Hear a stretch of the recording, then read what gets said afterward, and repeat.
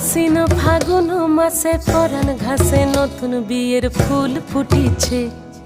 উথালি পাথালি মনে আলতা কোণে নতুন বিয়ের ফুল ফুটিছে। আশ্বিন ফাগুন মাসে পরাণ ঘাসে নতুন বিয়ের ফুল ফুটিছে। উথালি পাথালি মনে আলতা কোণে নতুন বিয়ের ফুল ফুটিছে।